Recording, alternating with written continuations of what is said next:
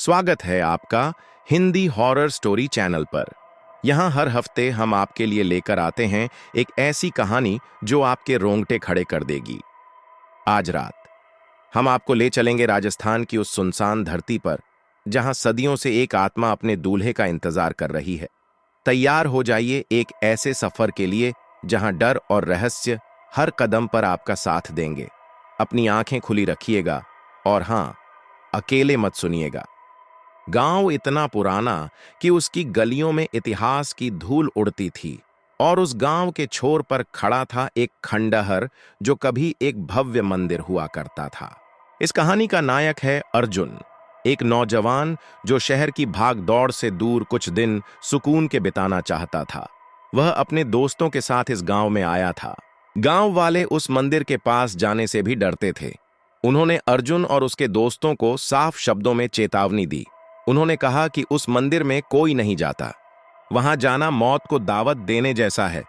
जब अर्जुन ने इसका कारण पूछा तो गांव वालों की आवाज धीमी हो गई। उन्होंने बताया कि उस मंदिर में एक दुल्हन आज भी अपने दूल्हे का इंतजार कर रही है, एक ऐसी दुल्हन जिसकी आत्मा को कभी मुक्ति नहीं मिली। अर्जुन शहर का पढ़ा लिखा लड़का था। वह इन बातों पर विश्वास नहीं करता था। उसने गांव वालों की चेतावनी को हंसी में उड़ा दिया। उसने कहा कि वह भूतों से नहीं डरता, यह सब मन का वहम होता है। अपने दोस्तों के मना करने के बावजूद अर्जुन ने उस खंडहर मंदिर में जाने का फैसला किया।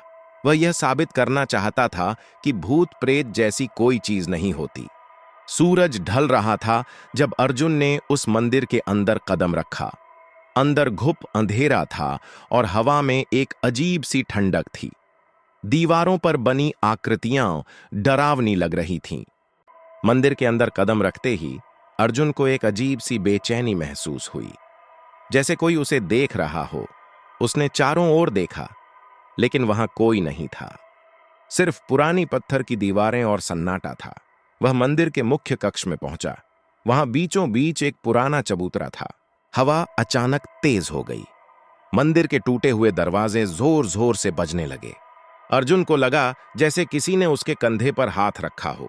वह तेजी से पलटा, लेकिन वहां कोई नहीं था। यह सिर्फ शुरुआत थी। अगले कुछ दिनों तक अर्जुन को उस मंदिर के आसपास अजीब चीजें महसूस होती रहीं। एक दिन जब वह मंदिर के पास से गुजर रहा था, उसने मंदिर की छत पर किसी को देखा। वह एक लड़की थी जिसने लाल रंग की साड़ी पहन रखी थी। उसका चेहरा साफ दिखाई नहीं दे रहा था। अर्जुन ने सोचा कि शायद कोई गांव वाला होगा। वह लड़की अचानक गायब हो गई, जैसे वह कभी वहां थी ही नहीं। एक और दिन जब अर्जुन मंदिर के पास खड़ा था, अचानक आसमान से गुलाब के फूल गिरने लगे। लाल रंग के ताजे गुलाब, जबकि उस समय बारिश का कोई नामो निशान नहीं था और आसपास गुलाब के पेड़ भी नहीं थे। यह बहुत ही अजीब था। अर्जुन को समझ नहीं आ रहा था कि यह सब कैसे हो रहा है। क्या यह सिर्फ उसका वहम था या सचमुच कुछ अलौकिक घट रहा था? रातें और भी डरावनी होती जा रही थीं। एक रात जब अर्जुन अपने कमरे में सो रहा था, उसे एक आवाज सुनाई दी। एक धीमी, डरावनी और दर्द भरी आवाज। आवाज मंदिर की दिशा से आ रही थी। आवाज ने कहा, मैं तैयार हूं, क्या तुम आए? यह सुनकर अर्जुन की नींद उड़ गई। उसका पूरा शरीर पसीने से भीग गया था। आवाज में एक अजीब सी पुकार थी, जैसे कोई सदियों से किसी का इंतजार कर रहा हो। अगली सुबह जब अर्जुन उठा, उसने अपने बिस्तर के पास कुछ देखा। वहां एक लाल रंग की साड़ी पड़ी थी। वही लाल रंग जिसकी साड़ी उसने उस लड़की को मंदिर की छत पर पहने देखा था। साड़ी बिल्कुल नई लग रही थी, जैसे किसी ने अभी अभी पहनी हो। उसे छूते ही एक अजीब सी ठंडक महसूस हुई और एक पल के लिए उसे किसी की मौजूदगी का एहसास हुआ। याद आया वो धुंधला सा चेहरा जो उसने मंदिर की छत पर देखा था। उसे एहसास हुआ कि वह चेहरा वह कभी भूल नहीं पाएगा। वह चेहरा उसके दिमाग में बस गया था और उस लाल साड़ी ने उस एहसास को और भी गहरा कर दिया। अर्जुन अब डरने लगा था। उसे गांव वालों की चेतावनी याद आने लगी। क्या वह सचमुच उसका इंतजार कर रही थी? उसने अपने दोस्तों को यह सब बताया, लेकिन उन्होंने उसकी बात पर विश्वास नहीं किया। उन्होंने कहा कि यह सब उसके मन का डर है या शायद उसने कोई बुरा सपना देखा होगा। लेकिन अर्जुन जानता था कि यह सपना नहीं था। वह लाल साड़ी उसके बिस्तर के पास पड़ी थी और वह डरावनी आवाज उसके कानों में गूंज रही थी। उसने फैसला किया कि उसे इस रहस्य का पता लगाना होगा। उसे जानना होगा कि उस मंदिर में क्या हुआ था। अर्जुन ने गांव के सबसे बूढ़े व्यक्ति से मिलने का फैसला किया। वह व्यक्ति गांव के इतिहास के बारे में बहुत कुछ जानता था, लेकिन अर्जुन के बार बार पूछने पर वह बताने को तैयार हो गया। उसने एक बहुत पुरानी और दुखद कहानी सुनाई। गांव में एक बहुत ही सुंदर लड़की रहती थी। उसकी शादी तय हो गई थी। शादी उसी मंदिर में होने वाली थी जो अब खंडहर बन चुका था। शादी के दिन सब कुछ तैयार था। दुल्हन लाल जोड़े में सजी बैठी थी, लेकिन तभी एक भयानक घटना हुई। दूल्हा शादी के लिए नहीं आया। उसने आखिरी वक्त पर शादी से मना कर दिया। यह सुनकर दुल्हन के परिवार और गांव वालों को बहुत गुस्सा आया। उन्हें लगा कि उनका अपमान हुआ है। गुस्से और बदले की भावना में गांव वालों ने एक भयानक काम किया। उन्होंने उस दुल्हन को उसी मंदिर में जिंदा जला दिया। उन्होंने सोचा कि ऐसा करने से उनका अपमान मिट जाएगा, लेकिन उन्होंने यह नहीं सोचा था कि वे एक आत्मा को हमेशा के लिए उस जगह से बांध देंगे। दुल्हन मर गई, लेकिन उसकी आत्मा को शांति नहीं मिली। उसकी आत्मा आज भी उस मंदिर में भटक रही है। वह आज भी अपने दूल्हे का इंतजार कर रही है। वह हर उस लड़के को अपना दूल्हा समझती है जो उस मंदिर के पास आता है। उसकी आत्मा का सिर्फ एक ही मकसद है, एक ऐसा लड़का ढूंढना जो उससे शादी करे। बूढ़े व्यक्ति ने बताया कि जो भी लड़का उसकी पुकार सुनता है।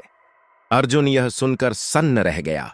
उसे उस लाल साड़ी और उस आवाज का मतलब समझ आ गया था। वह दुल्हन उसे बुला रही थी। अर्जुन डर के मारे कांप रहा था। वह तुरंत गांव छोड़कर भाग जाना चाहता था, लेकिन शायद बहुत देर हो चुकी थी। उस रात अर्जुन को फिर वही आवाज सुनाई दी। इस बार आवाज और भी तेज और साफ थी। मैं तैयार हूं, क्या तुम आए? आवाज में एक अजीब सा सम्मोहन था। अर्जुन चाहकर भी हिल नहीं पा रहा था। उसे लगा जैसे कोई अदृश्य शक्ति उसे खींच रही हो। उसकी आंखें खुली थीं, लेकिन वह अपने शरीर पर नियंत्रण खो चुका था। वह बिस्तर से उठा और किसी अनजाने आकर्षण में उस आवाज की दिशा में चलने लगा। वह अपने कमरे से बाहर निकला।